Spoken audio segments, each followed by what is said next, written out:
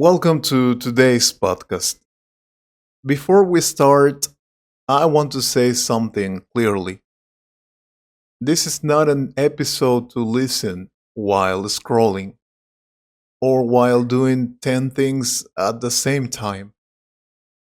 This episode asks for your attention because today we're talking about life, about time, about fear, about the moment when you finally understand that you don't have forever. I'm here with a man who faced something that changes everything, a terminal illness. And instead of giving up, he decided to live fully, not perfectly, not without pain, but honestly. Thank you for being here. Thank you for inviting me. And I want to say something from the beginning. I'm not here because I figured life out. I'm here because I was forced to stop lying to myself, and that changed everything. Many people listening feel stuck. They wake up tired, go to work, come back home, and repeat the same day again and again. Before everything changed for you, how did your life feel inside? It felt heavy, not dramatic, not tragic, just heavy. I was busy all the time, but empty at the same time. I had a job, responsibilities, routines, and plans, but I wasn't present. My mind was always in the future, always thinking, one day I will live differently. I postponed my dreams. I postponed joy. I postponed myself. And the most dangerous part is this: I thought this was normal. I thought this was just how adult life works. That's powerful because many people confuse survival with normality. Exactly. I lived on autopilot: wake up, coffee, work, stress, phone, sleep, repeat. Days became weeks, weeks became years, and I didn't notice time passing. I wasn't unhappy enough to change, but I wasn't happy enough to feel alive. That is a very dangerous place to be. Psychology calls this emotional numbness, when life loses color, but you don't realize it because everything still works. And people think change needs a big crisis, but sometimes the crisis is silence. Yes, before the diagnosis, my body was already speaking. I was tired all the time. I felt pressure in my chest. I couldn't sleep well, but I ignored it, like many people do. I said, it's just the stress. It will pass. But the stress doesn't pass when your life is disconnected from who you are. That's something science also confirms. Chronic stress is the body asking for change. When the doctor said the words terminal illness, My mind stopped.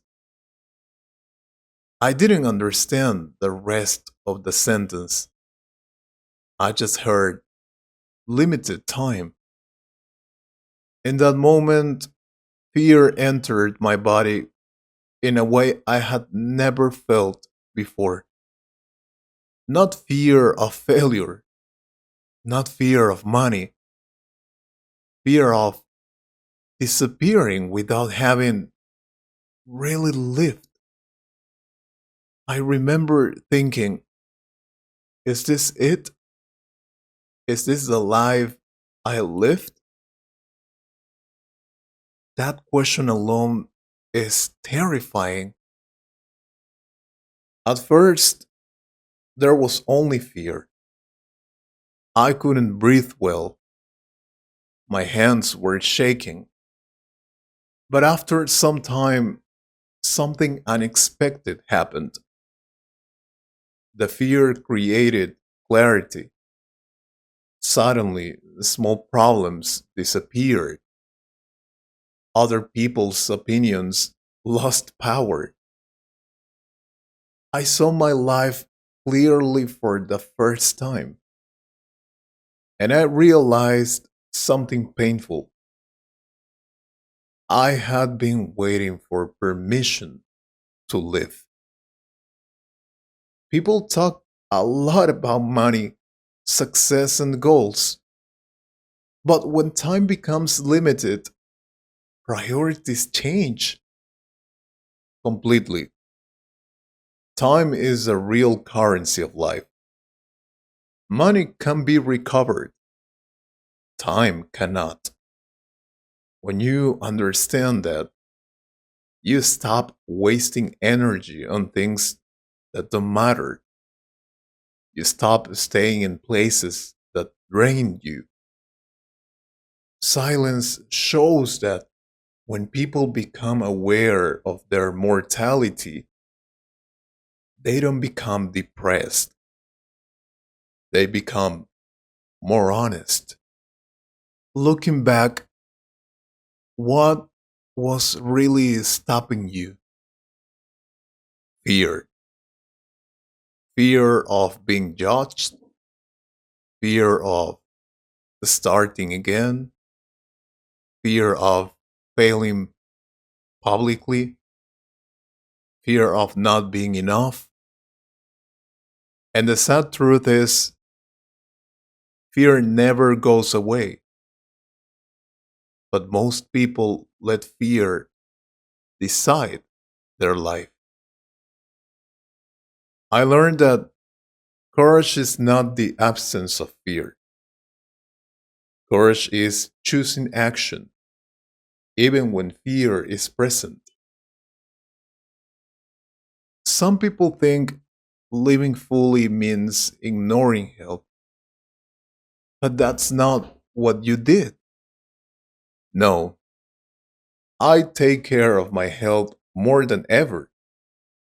I eat better, I rest, I listen to my body, but I also stopped punishing myself emotionally.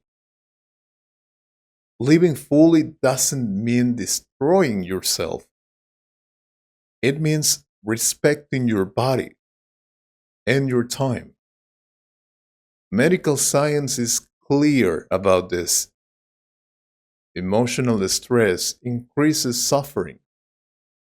Purpose doesn't cure illness, but it changes how you live with it.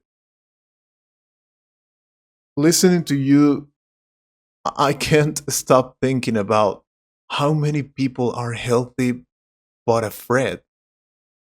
They have time, energy, and possibilities, but they wait. Yes, and that breaks my heart. You don't need a diagnosis to change your life. You need honesty. You need to ask yourself one question. If nothing changes, am I okay with this life?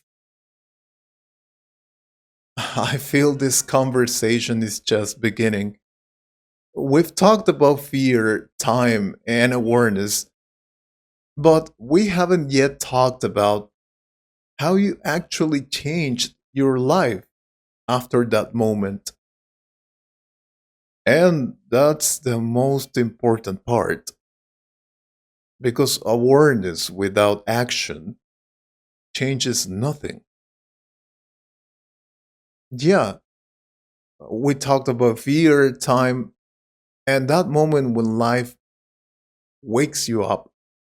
Now I want to go deeper. Awareness is powerful, but awareness alone doesn't change anything. What did you actually do after that moment? The first thing I did was stop negotiating with myself. For years, I had excuses. I'll do it later. Now is not the right time. I'm not ready. After the diagnosis, I understood something very simple. Later is a lie we tell ourselves to feel safe. I started making decisions from truth, not from fear. Small decisions at first, saying no to things that drained me, saying yes to things that scared me but felt alive. You often say that limits are mostly internal. Yes, the biggest prison is the mind. I believed I was not capable of more, not smart enough, not brave enough, but those were not facts. Those were stories. Science shows that the brain changes with action. When you act differently, you think differently. Confidence doesn't come before action, it comes after. Your relationship with money also changed completely. I stopped chasing money and started chasing meaning. I asked myself, how can I be useful? I shared my story. I helped people. I listened.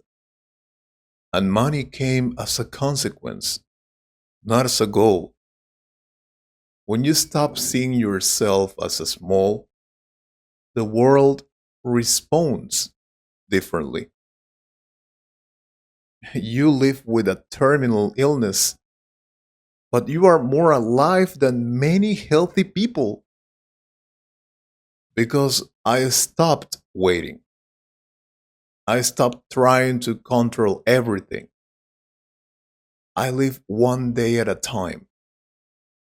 I take care of my body, but I don't postpone joy. Happiness is not a perfect life. Happiness is alignment. When your actions match your values, peace appears.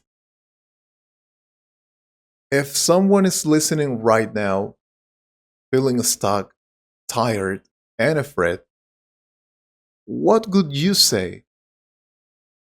I would say this: don't wait for pain to wake you up. Don't wait for illness, loss, or regret.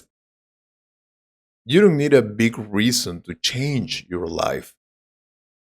Being unhappy is reason enough. Take one honest step today, one conversation, one decision, one action. That is how lives change. Listening to you makes one thing very clear: life doesn't change when circumstances change. Life changes when you change. Exactly. One day this will all end. That's not negative. That's what gives life value. So ask yourself, am I living or just waiting? Change your life now, not tomorrow, not someday, now. This was not just a conversation, this was a reminder. Thank you for your honesty, your courage, and your message. Thank you. If this helped one person choose life today, it was worth everything. So tell me, are you living your life or just surviving?